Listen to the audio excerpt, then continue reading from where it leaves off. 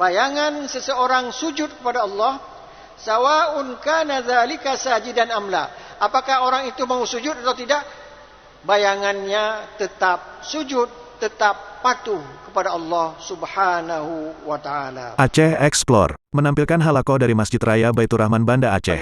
Subscribe, komen, like, dan share.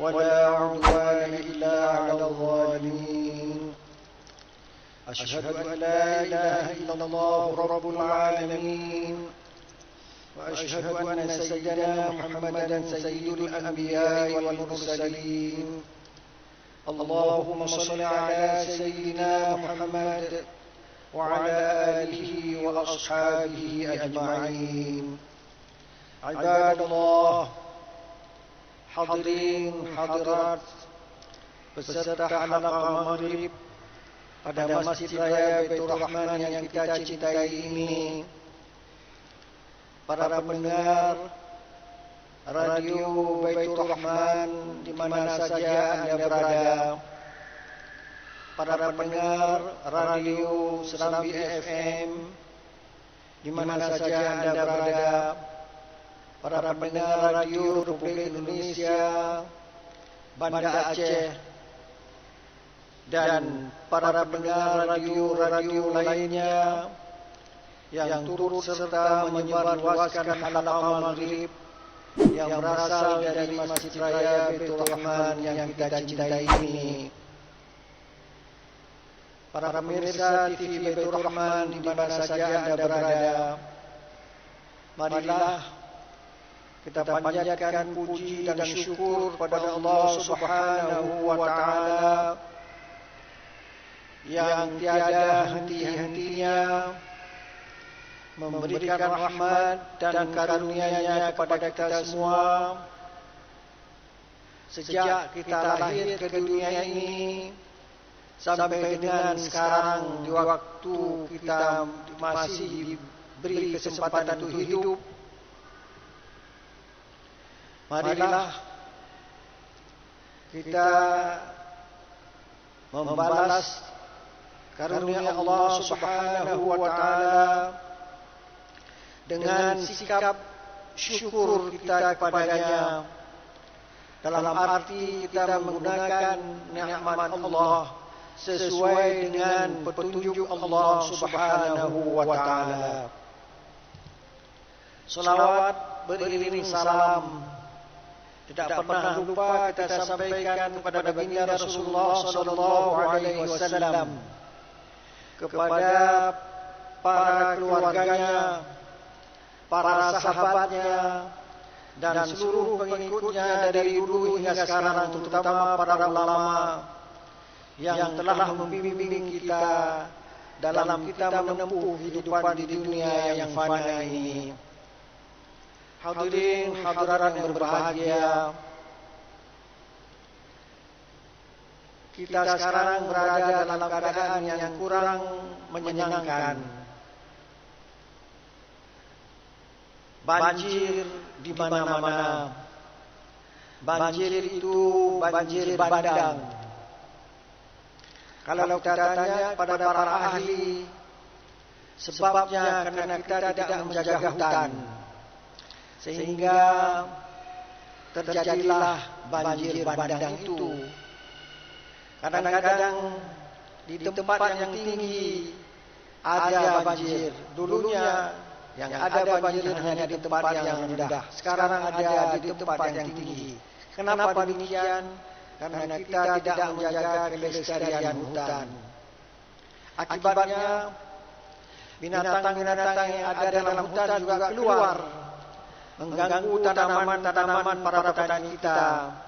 Dan kita baca di koran-koran bagaimana kerugian yang menimpa para petani gara-gara gajah atau binatang-binatang lain yang mereka tidak bisa hidup lagi di tempat mereka tinggal dulu. Sekarang tempat itu telah ditebang oleh sebahagian penduduk yang ada di Aceh ini. Kemudian kita juga mengetahui bagaimana nilai rupiah kita sekarang ini dibandingkan dengan dolar. Ini akibatnya banyak pedagang yang merasa kerugian, dan kita yang berkumpul dalam salat berjamaah, baik 5 waktu atau 2 waktu Jumat kita ketemu, marilah kita ikat persaudaraan kita, dalam arti kita saling membeli sesuatu itu pada teman-teman yang sering kita jumpa di masjid, apakah di waktu salat rawatib atau di waktu salat Jumat misalnya.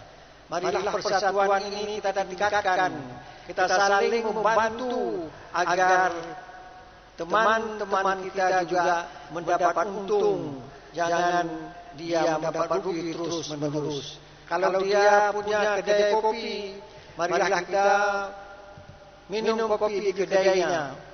Kalau dia penjual ikan, marilah kita membelikan pada orang yang satu saf dengan kita. Lebih-lebih jamaah tetap di Masjid Raya Baitur Rahman ini. Inilah sekedar harapan. Semoga persatuan kita sesama umat Islam makin lama makin bertambah erat.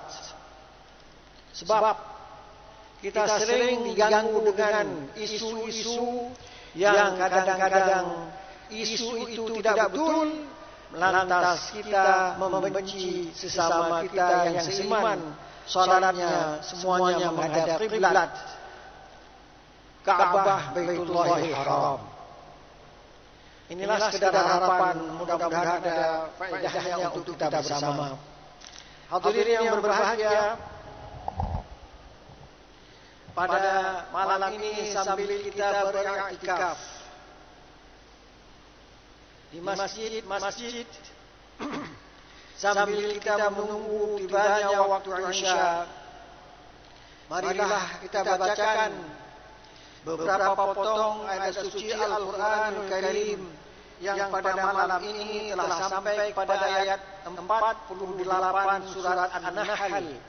An-Nahl itu lebah. 68 surat An-Nahl yang berbunyi, A'udzu billahi minasy syaithanir rajim. Awalam yarau ila ma khalaqallahu min syai'in yatafayya'u zilaluhu 'anil yamini wasyama'il sujadan lillahi wa hum dakhirun. Shadaqallahul azim. Ayat 47. Dan sebelumnya menceritakan bagaimana Allah mengazab orang-orang yang menentang para rasul dalam bentuk kadang-kadang kita sendiri kurang mengingatnya. Pertama, Allah menenggelamkan mereka dari permukaan bumi. Pada siapa? Pada Qarun. Kedua, menurunkan siksa tanpa dugaan, itu kaum Lut. Ketiga, diazab ketika mereka dalam perjalanan berpindah tempat di suatu tempat ke tempat lain, tibalah azab Allah Subhanahu wa taala. Dan keempat, siksaan berupa kerugian harta benda secara berangsur-angsur, jabatan hilang, pendapatannya pun berkurang. Akhirnya orang itu sakit-sakitan dan meninggal dunia. Itulah salah satu cara Allah mengazab hambanya ketika mereka tidak menjalankan perintah Allah dengan sesungguhnya. Hadirin berbahagia, di ayat 48 yang baru saja saya bacakan tadi, Allah menunjukkan kekuasaannya, menunjukkan sunnatullah. Sunnatullah itu adalah sesuatu yang sudah diatur oleh Allah. Kita manusia, kita makhluknya tidak bisa merubah. Contoh, sunnatullah kalau kita lahir harus dalam keadaan telanjang. Semua orang, apakah dia jadi presiden sekarang, atau jadi menteri, atau jadi gubernur, dulu waktu lahir tanpa busana. Itu sunnatullah. Dan waktu lahir kecil, tidak bisa kita lahir langsung besar, langsung menjadi bapak-bapak, tidak pernah ada. Kemudian sunnatullah, matahari keluar di timur dan tenggelam di barat. Matahari muncul pula bayangan seseorang. Itu sunnatullah. Tidak mungkin orang membuat tidak ada. Dengan kemajuan ilmu pengetahuan bisa dibuang bayangan, sampai hari ini tidak bisa. Ada sinar, pasti ada bayangannya. Awalam yarau ila ma khalaqallahu min syai'. Apakah mereka tidak melihat apa yang telah diciptakan oleh Allah Subhanahu wa taala? Kita melihat. Kita lihat tiang. Kita lihat sebatang kayu. Yatafayyu zilaluhu, berbolak-balik bayangannya. Bayangan itu karena ada matahari. Kalau di malam hari tidak ada bayangan. Di saat matahari terbit, batang kayu, orang, benda apapun punya bayangan. Itu sunnatullah. Dan bayangan itu tidak tetap, dia terus berubah sesuai dengan putaran matahari. Yatafayyu, berbolak-balik. Zilaluhu, bayangannya, anil yamini wasyama'il, ke kanan, ke kiri. Kalau matahari terbit, bayangan kita lurus panjang sekali. Ketika matahari naik, bayangan kita mulai memendek. Ketika matahari tepat di atas benda itu, pada tanggal 21 Maret, kalau kita berada di khatulistiwa, bayangannya tidak ada lagi. Itulah sunnatullah. Itu dipelajari oleh para ahli. Kita saja yang tidak ambil pusing, Al-Quran sudah memberitahukan. Ini pertanda Al-Quran ini adalah firman Allah Subhanahu wa taala, bukan ciptaan Muhammad. Kalau Muhammad tidak sanggup dia menciptakan ini, karena pengalamannya terbatas. Bahkan Muhammad itu buta huruf, tidak bisa baca, tidak bisa tulis. Tapi Al-Quran yang diucapkan oleh Nabi Muhammad berasal dari firman Allah Subhanahu wa taala. Sampai hari ini tidak bisa dibantah bahwa setiap benda ada bayangannya. Jadi kalau kita melihat sesuatu benda, bayangannya dari matahari pasti ke arah yang berlawanan dengan matahari itu. Anak-anak kecil pun tahu. Sehingga mengapa bayangan itu tunduk kepada perintah Allah? Kita bilang, karena itu sunnatullah. Seorang ahli berkata, wa kana Hasan Basri, seorang ulama besar, yaqul, amma zilluka fasajada li rabbik. Adapun bayanganmu, dia sujud pada Allah. Sujud di sini artinya patuh. Kalau matahari ada di barat, pasti ada dia di. Kalau ada di timur, pasti ada dia di barat. Kalau dia di barat, pasti ada di timur. Itu kepatuhan bayangan kepada Allah Subhanahu wa taala. Amma zilluka fasajada li rabbik. Adapun bayanganmu, maka dia sujud pada Tuhanmu. Sujud dia patuh. Wa amma anta falastasjudu lahu. Adapun kamu tidak sujud. Waktu kita dengar muazzin mengatakan hayya 'alas shalah. Mari kita melaksanakan salat. Kita tetap saja yang rapat terus, yang jual ikan terus, yang jual pakaian terus. Tidak ambil pusing dengan azan yang dilantunkan oleh para muazzin.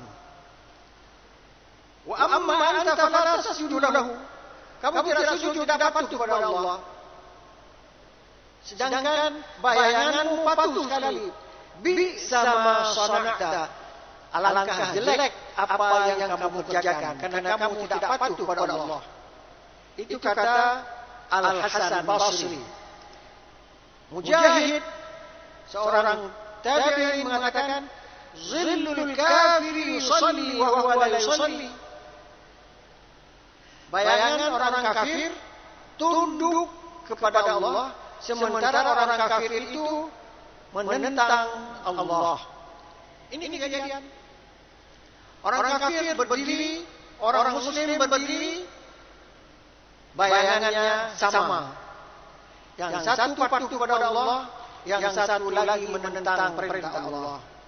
Wa qila zillu kulli syai'in yasjudu lillah. Bayangan seseorang sujud kepada Allah, sawa'un kana dzalika sajidan am la. Apakah orang itu mau sujud atau tidak? Bayangannya tetap sujud, tetap patuh kepada Allah Subhanahu wa taala. Jadi kata-kata sujud dalam ayat 48 dari surah An-Nahl hampir sama dengan sujud dalam salat, artinya kita meletakkan yang termulia dahi kita di lantai. Itu tanda kita merendah diri kepada Allah Subhanahu wa taala. Adapun benda-benda lain juga demikian, dia patuh kepada perintah Allah. Bagaimana perintahnya? Begitu dia laksanakan. Kemudian pada ayat 49 Allah menjelaskan lagi bahwa manusia itu bayang-bayangannya patuh, tapi dia tidak patuh. Manusia itu karena diberi kesempatan untuk memilih patuh atau tidak patuh. Tapi kalau benda lain tidak disuruh pilih, dia tetap harus mengikuti kehendak Allah.